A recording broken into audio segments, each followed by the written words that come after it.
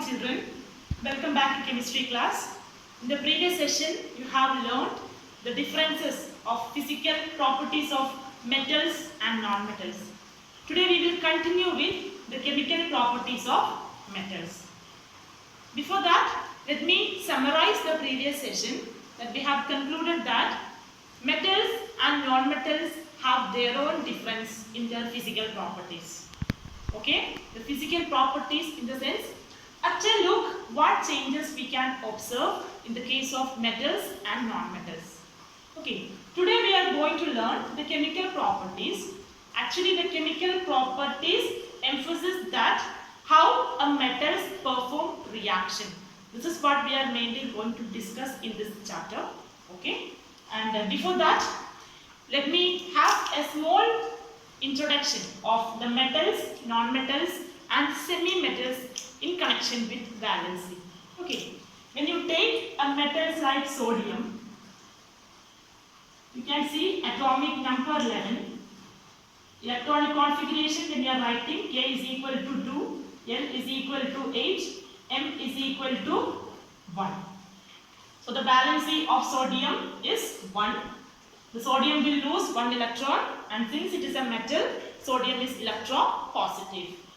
If you take another metal, magnesium, with atomic number 12, if you write the electronic configuration, K is equal to 2, L is equal to 8, M is equal to 2. 2 is the valency of magnesium, so magnesium will lose 2 electrons.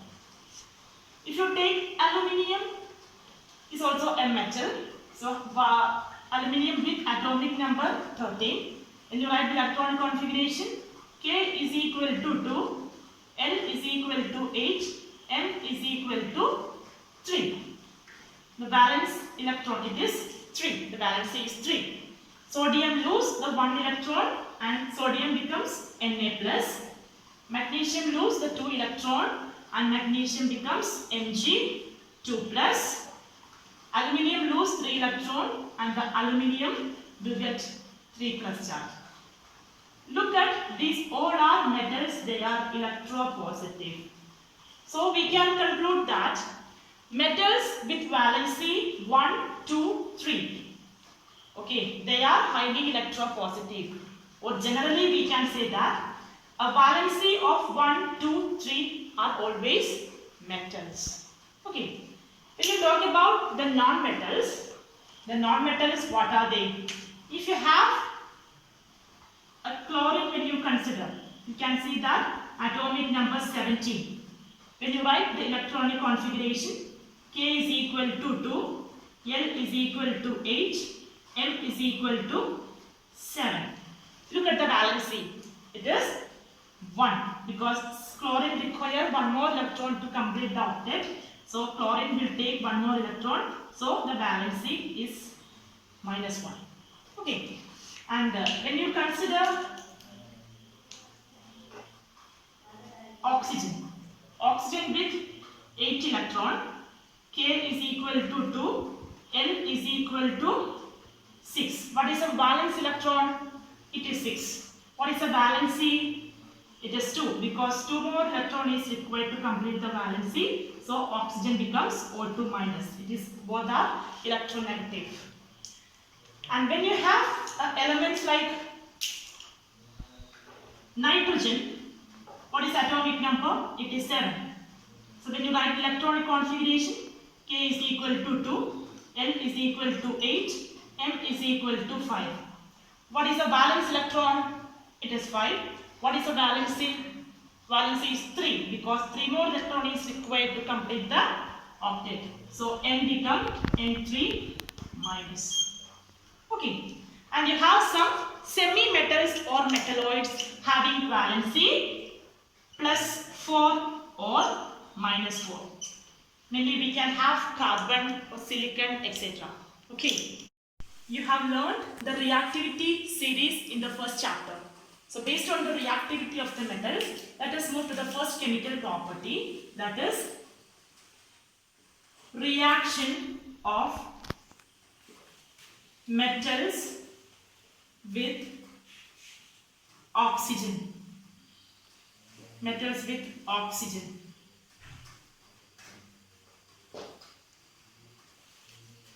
Okay. In the reactivity series, you can see on the top highly reactive metals like potassium, sodium, etc. When you come to the bottom, you can see the least reactive metals. Okay. So how this potassium, sodium, etc. is reacts with oxygen? So in the earlier session, you have seen that the metals like potassium, sodium, lithium are soft metals which can be cut it with knife. So here how they react with oxygen. Is it possible to keep those metals in a separate open air? It is not possible. We are keeping potassium, sodium, lithium in a kerosene bottle. Why? Okay. When you take a potassium, when it open condition, it will vigorously react with oxygen. Vigorously means the reaction will complete within fraction of seconds. Okay, so it should not keep it in open. It is highly dangerous reaction. Potassium will react with oxygen to form potassium oxide, K2O. The valency of oxygen is 2. It will give to potassium. 1 will give to oxygen. Is it balanced? No, oxygen is still unbalanced. 2 oxygen, 2 into 2, 4K is 4. Okay. When you talk about sodium, sodium also reacts with oxygen very vigorously. Okay, this is also very dangerous. So you are not keep it in free air. Okay, sodium also will produce sodium oxide. What is the valency of oxygen? It is 2. It has to given to sodium, Na2O. Is it balanced? No. 2 oxygen, 1 oxygen. Multiply with 2. 2 into 2, 4 sodium. Here also 4. Okay, students, generally we can say that metals reacts with the oxygen to form metal oxide. Okay, this is the general equation of reaction of metals with the oxygen. So these are the highly reactive elements. This product will come within fraction of seconds. When we talk about the other metals, like if you take calcium in the reactivity series, the next it is calcium. Calcium will react with oxygen to form calcium oxide. If you take magnesium, magnesium reacts with oxygen and to form magnesium oxide. Is it balanced? No. 2 oxygen, 2 balanced with 2 here. Okay. At last, aluminium also reacts with the oxygen and produce aluminium oxide. What is aluminium oxide? Al2O3. Is it balanced? No.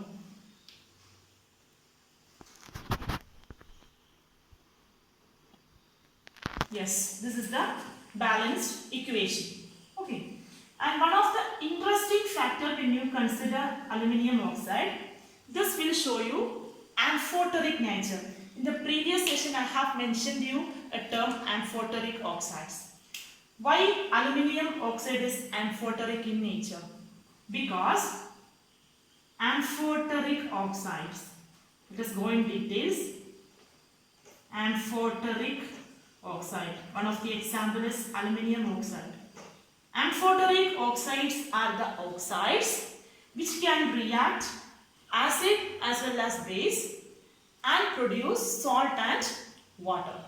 If you take aluminium oxide, Al2O3, make you to react with the dilute hydrochloric acid, this will produce aluminium chloride as a salt, aluminium chloride plus water. Is it balanced? No. 6HCl. Okay. This is the balanced equation when you take it. Okay. 3 into 2, 6 oxygen. Okay. In the acid medium, this aluminium oxide reacts and produce aluminium chloride salt and water. The same aluminium oxide can react with the base also. What is the base here? If you take a strong base, it is NaOH, and it can produce the salt. What salt is produced? Okay, here this equation is familiar with the earlier previous session also, because this will produce a salt named as NaAlO2. What is that? Sodium aluminate. Sodium aluminate plus water. Is it balanced? Is it balanced?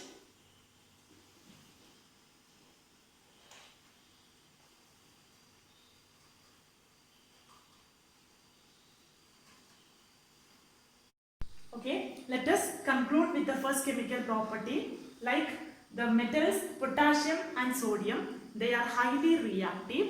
They will vigorously react and produce fire. Okay, for that we are storing it in a kerosene bottle. Rest all metals also will react slowly with the oxygen, and they also form the corresponding oxide. Okay, now let us come to the second property. The second chemical property is the reaction of metals with water.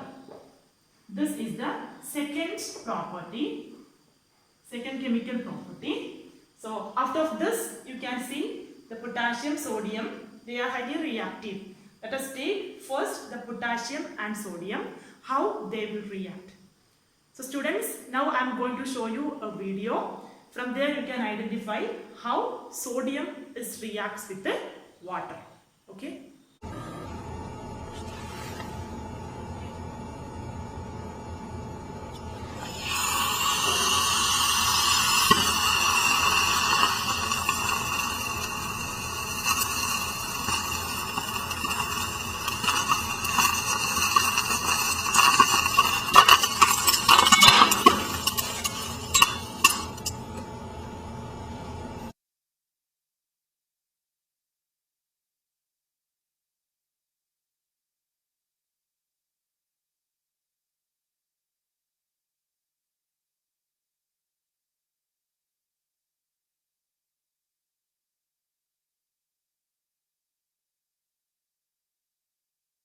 Okay, children, how was the reaction?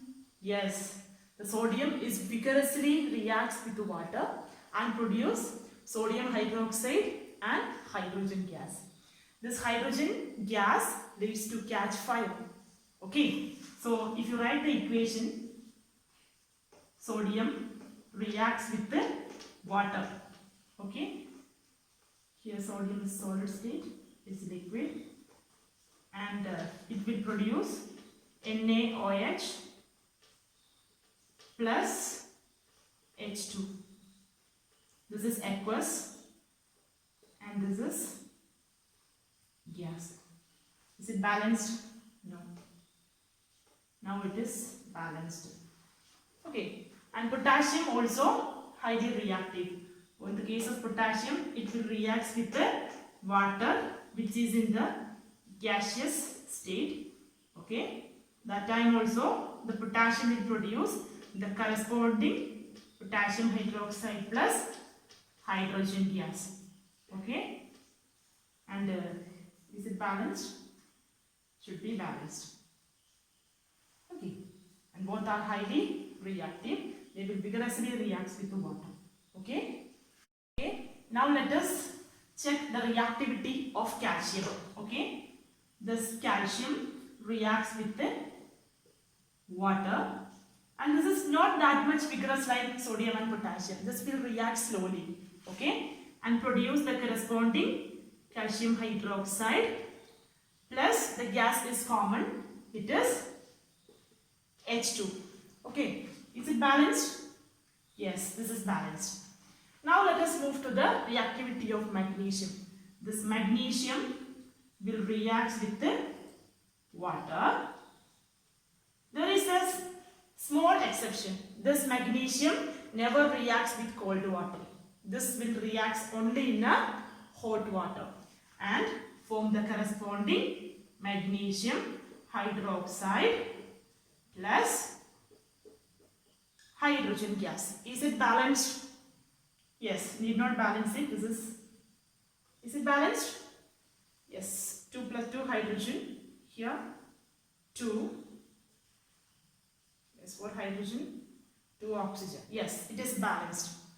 And the next examples, like what are they? Aluminium, zinc and iron. Aluminium, zinc and iron, they never react with the cold water. They will react only in a gaseous state. Means they will react only in a steam. If you take an example like aluminium, okay, aluminium reacts with the steam. Steam means water in a gaseous state. Okay, what is the product? The product is Al2O3 plus the gas is same, it is H2. Is it balanced? No. So how to balance? 2 aluminium, 3 H2O. This is the balanced equation. And if you take iron, iron also reacts with the steam. Steam means water in a gaseous state. And what is the product? Product is iron oxide, that is Fe3O4 plus H2. Okay? And is it balanced? No. So this can be balanced. Okay, this is the balanced equation. And when you talk about the next metals, what are they? Yes, copper, silver and gold. They are least reactive.